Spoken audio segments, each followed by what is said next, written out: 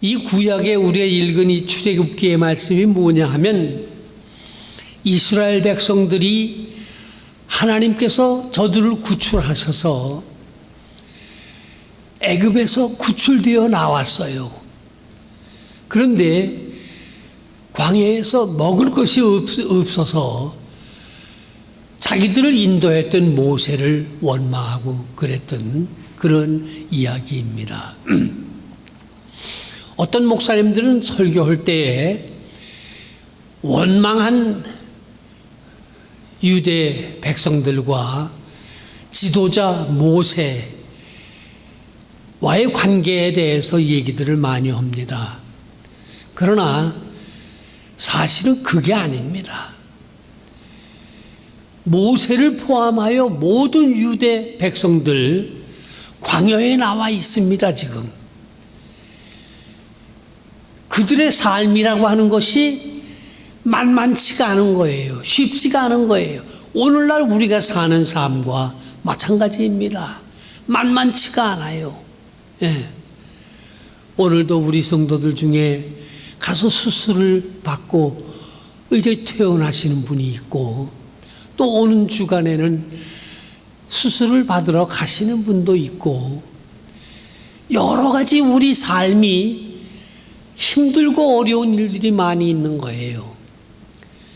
그러나 성경이 우리에게 말씀해 주시고 제가 오늘 이 설교를 준비하면서 이 성경을 읽고 참 은혜스럽게 그 성경 말씀을 읽었던 것은 광야와 같은 세상을 살아가는 우리들에게 하나님께서 함께 계셨다 하는 거예요. 그것이 초점입니다. 하나님께서 어떤 그 사변적이거나 관념론적으로 높은 곳에 계시거나 이렇게 하지 아니하시고 광야를 걸어가는 자기의 택한 그 백성들과 같이 계셔서 그들의 힘들고 어려운 그런 상황 속에 같이 계시는 거예요. 배가 고프다고 하니까 저녁에 메추라기를 보내주셔서 고기를 먹게 하셨고 아침에는 만나를 내려주셔서 그것을 먹게 하셨습니다. 제가 지난 주간에 그 닥터하고 이제 그 어포인트먼트가 있어서 갔어요. 가서 가기 전에 이제 일주일 전에 이제 혈액 검사를 하고 이제 이렇게 오는데 바이알 4개를 피를 뽑아요. 4개를. 그러니까 검사를 굉장히 많이 한 거예요, 이번에. 그만큼 또 이제 걱정도 많이 했어요. 아주 무거운 마음으로 이제 그 닥터 어포인트먼트 갔는데 가기 전에 이제 이 성경을 읽고서 내 마음속에 평화가 있어요. 내가 지금 이게 검사를 이렇게 굉장히 어려운 여러 가지 검사를 했는데 그 중에 뭐가 하나 잘못되면 또 어떠나 걱정을 많이 했는데 내 마음속에 평화가 있는 것은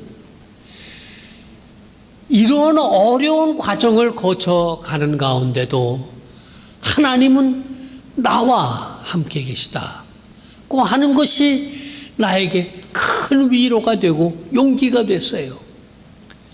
그래서 이제 가서 의사를 만났는데 의사가 여러 장 테스트한 그 결과가 있는 그 페이퍼를 가지고 이제 오는데 그 얼굴 표정이 밝아요.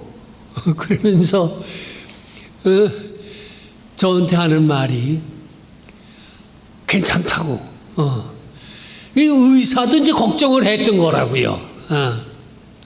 그 젊은 의사인데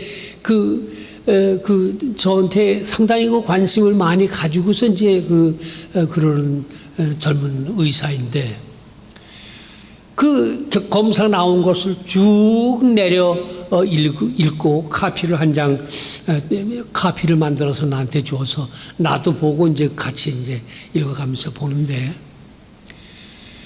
그 걱정했던 게 아주 좋아지지는 않았지만 나빠지지는 않았어요.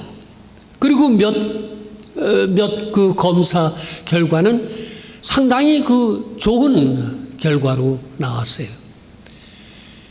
그 의사도 기뻐하고 저도 마음이 기뻐하고 거기에 가면서 내 마음속에 평화가 있었던 것이 하나님께서 나와 같이 계시다고 하는 옛날에 광야를 걸어가던 이스라엘 백성들과 함께 계셨던 그 하나님께서 지금도 나와 함께 계시다고 하는 그것으로서 위로가 되어지는데 그렇습니다.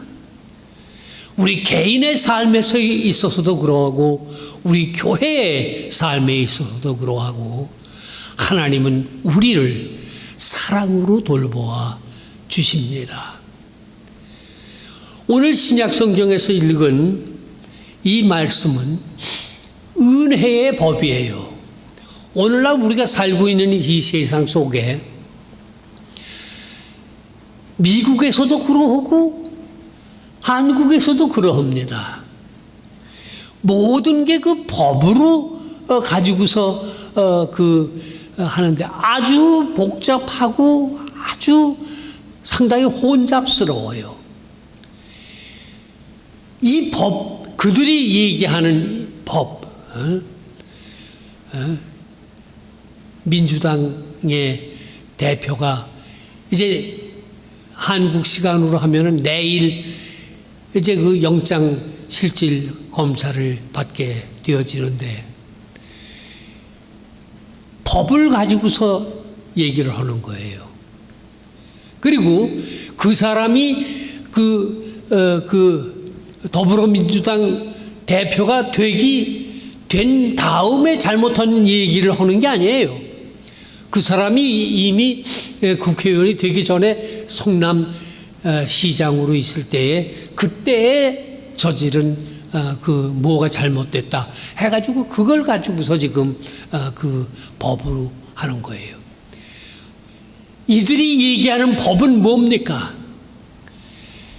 자기의 유익을 위해서 다른 사람을 법으로 심판하려고 하는 법이에요. 은혜의 법이 아닙니다. 예. 모든 사람들이 그렇게 해요. 여당이고 야당이고 그런 일을 하고 있는데 양편 다 평화가 없습니다. 아주 고통스러운 나날들을 보내고 있는 거예요. 최후의 수단으로서 금식을 하고 단식을 하고 이렇게 했는데 결국은 국회에서 체포동의안이 통과가 돼가지고서 지금 상황이 좋지가 않은 그런 가운데 있으니 본인도 마음이 편안하지가 않을 겁니다. 양당 다 불안할 겁니다. 어두움 가운데 있습니다. 왜? 그들은 세상의 법에 이익을 추구하는 그 법에 따라 모든 일들을 하고 있기 때문에 고통과 불안과 어두움 속에 있는 겁니다. 하나님의 법은 어떠합니까? 은혜의 법입니다. 왜 우리가 세상에 왔는가? 나는 왜 세상에 왔는가? 무엇을 위하여 살아가고 있는가? 이렇게 살아가다가 목적이 분명하지 않고 사는 의미가 분명하지 않아 자살을 하는 사람들이 많이 있습니다. 우리나라가 전 세계의 그 자살률이 상당히 높다고 합니다. 그리고 2021년에 나온 통계이지만은 매일 평균 자살하는 사람의 숫자가 36.6명이라고 합니다. 자기 생명들을 자기가 끊는 거예요. 여러 가지 이유가 있겠지요. 그러나 삶의 의미를 잃고 살아갈 용기를 잃고 살아갈 때 빛을 잃은 사람들이 스스로 자기의 생명을 끊는 겁니다. 자기의 생명을 끊는다고 하는 것은 대단한 용기가 없으면 못하는 겁니다. 그런데 그거를 하는 사람들이 이렇게 많이 있는 겁니다. 왜 사는지, 어디로 가고 있는지, 삶의 의미가 무엇인지 이것이 분명하지 않아 자기의 생명을 스스로 끊는 그런 사람들입니다. 대부분의 자살하는 사람들이 무신론자들입니다.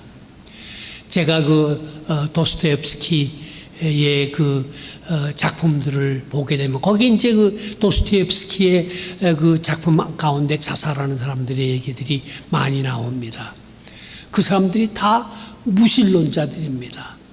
하나님을 믿지 아니하기 때문에 삶의 의미를 발견하지 못하기 때문에 자기의 생명을 스스로 끊는 그런 사람들이 있는데 우리나라 안에도 이런 불행한 자살하는 사람들의 비율이 높다고 하는 것은 참으로 안타까운 일이 아닐 수 없습니다. 살아있다고 하더라도 어디로 가는가 확실하게 모르면 인생이 어둠 속에 헤매는 것이 됩니다. 끝판이 어디냐, 어디 가서 끝나느냐 하는 것이 중요합니다. 무덤이 끝입니까? 지금 여기 사진에 나와 있는 이 무덤은 그 안에 시체가 없는 무덤이라고 합니다. 그러니까 자기 부모가 실종이 된 거예요. 살아있는지 죽었는지 모르는 거예요. 그런데 세월이 너무 많이 흘러가가지고 몇십 년이 지나가서 그래서 시신이 없는데 저렇게 무덤을 만들어 놓고 거기 가서 제사를 지내고 있다 하는 겁니다. 인생의 끝이 어디로 가는 겁니까? 무덤도 아니에요. 저렇게 무덤을 만들어 놨어도 그 안에 시신이 없는 거예요. 그러니 끝이 무엇입니까? 세상에 많은 사람들이 끝이 어디로 가는지를 모르고 살아가는 그런 어둠 속에 사는 사람들이 많이 있습니다. 세상의 법을 따라가는 사람들의 끝은 이러합니다. 그런데 우리에게 예수 그리스도가 계십니다. 예수 그리스도는 우리에게 진정한 삶이 무엇이며 무엇이 가치 있는 것이며 우리 인생의 끝이 무엇이라고 하는 것을 몸소 보여주신 분이셨습니다. 오늘 신약 성경에서 우리가 읽은 대로 예수님께서 제자들과 따로 만나셔서 예언하셨습니다. 이제 내가 예루살렘으로 올라가는데 거기를 올라가게 되면은 제사장들과 종교 지도자들이 핍박을 해서 내가 죽게 될 것이다. 그러나 사흘 만에 다시 살아날 것이다 라고 예언하셨습니다. 예수님은 자기가 왜 세상에 왔는지, 무엇을 해야 하는지, 어느 방향으로 가고 있는지, 끝에 무엇이 있는지를 명확하게 아신 분이었습니다. 그리고 이 예수님은 우리들도 그와 같은, 예수님과 같은 그런 삶을 살기를 원하시는 것입니다. 죽음이 기다리고 있는 곳이지만은 예루살렘을 향해 예수님께서는 가셨습니다. 거기에서 고난을 받으셨습니다. 십자가에 못 박혀 죽는 그런 고통을 당하셨습니다. 십자가에 못 박혀 죽는 이 죽음이라고 하는 것은 인간이 만들어낸 사형 집행 방법 중에서 가장 비참하고 가장 고통스러운 것이라고 합니다. 예수님은 자기를 위하여 십자가가 예루살렘에 준비되어져 있다고 하는 사실을 아셨습니다. 그러나 자기가 세상에 온 목적이, 자기가 살아가는 목적이 이것을 이루기 위해서 자기가 세상에 보냄을 받았다. 아버지 하나님께서 자기를 세상에 보내신 것이 이 목적을 위한 것이라고 하는 것을 아셨습니다. 내가 사는 목적이 뭡니까? 하나님의 영광을 위한 것입니다. 내가 세상에 사는 것이 목적이 무엇이냐? 하나님께서 나를 세상에 보내신 그 목적을 달성하기 위한 것입니다. 제가 의사에게 가기 전에 그 여러 가지 검사를 하고 그렇게 하면서, 자, 이거 내 건강 상태가 이런 그 어려운 형편으로 가면은 이제 어떻게 해야 되겠는가, 이 걱정을 많이 했어요. 나를 세상에 보내셔서 목사가 되게 하시고 안수받은 주의 종이 되게 하셔서 지금도 교회를 섬기게 하시는데, 이런 내 상황 속에서 이걸 어떻게 하면 좋을까, 그렇게 걱정을 많이 했지만은 하나님이 나와 함께 계시다고 하는 그런 확신 속에서 하나님이 살아계셔서 나를 도우시고 나를 지키시고 나를 인도하신다고 하는 이 확신이 내 마음속에 있고 난 후에는 나를 보내신, 나를 세상에 태어나게 하신 그 하나님의 뜻을 따라 내가 이 일을 계속하리라, 이렇게 마음에 다짐을 했는데, 이게 제가 잘나서 그렇게 한 게 아니에요. 예수님을 본받아 그렇게 한 겁니다.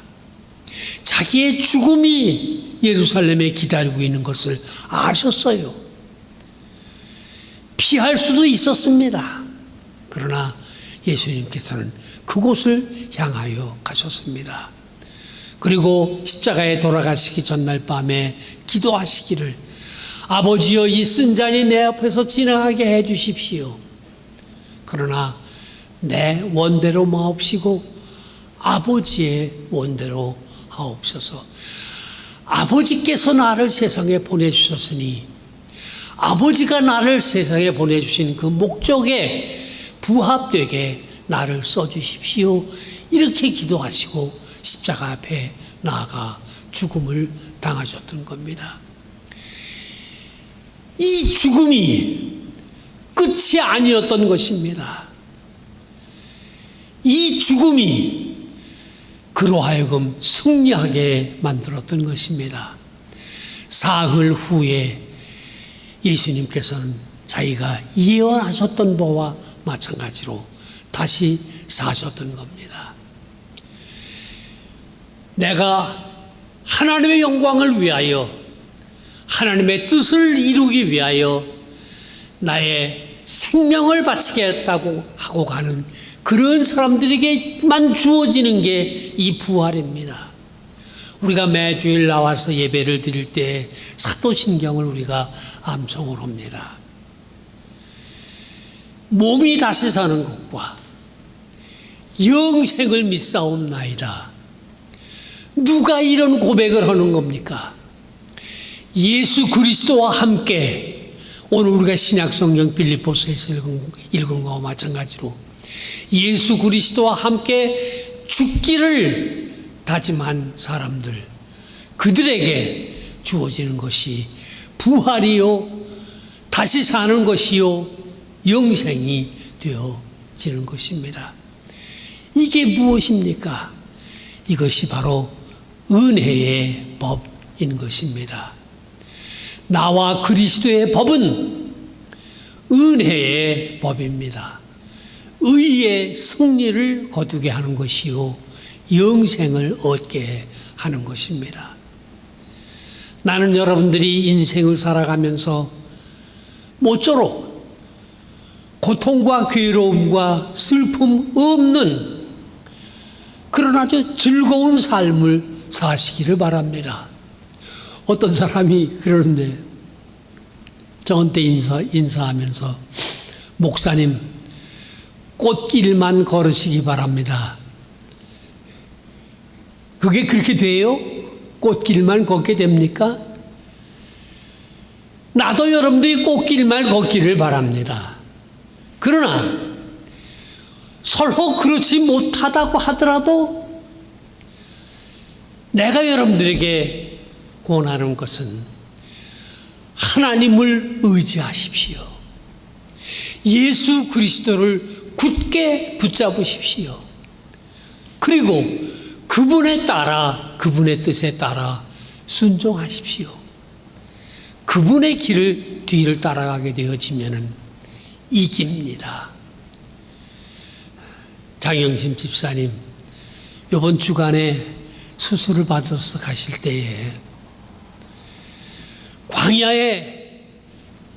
거친 광야에서 고난당하고 있던 이스라엘 백성들과 함께 계시던 그 하나님을 믿고 붙잡으시기 바랍니다.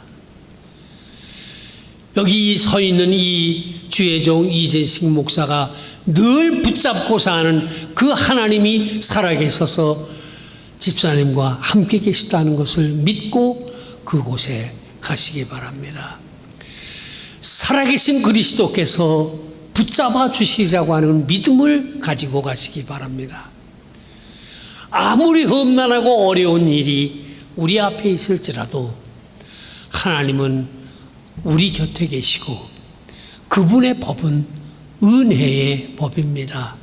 사랑과 자비와 격려와 위로를 주시는 분이신 것입니다. 은혜의 법을 믿고 그리스도와 더불어 비록 험난하고 어지러운 인생이라고 하더라도 믿음을 가지고 굳게 살아가시다가 마침내 축복의 땅 가나안 땅에 이르르고 마침내 영생의 나라에 모두 이르는 주의 귀한 가족들 다 되시기를 주의 이름으로 축원합니다. 아멘. 잠깐 기도 드리십시다. 감사하신 하나님, 지금도 살아계셔서 멀리 계시지 아니하고 가까이 계셔서 우리와 함께 동행하시는 여호와 아버지 하나님, 우리를 위하여 자신의 살과 피를 주신 예수 그리스도의 이름으로 우리가 구원받음을 믿습니다.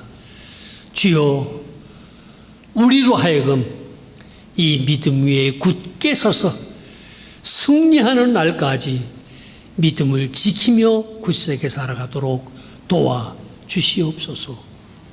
이 진리를 알지 못하는 이 세상 속에 어둠 속에 사는 사람들에게 우리가 나아가 복음을 즐겁게 전파할 수 있는 능력을 또한 우리에게 허락해 주시옵소서.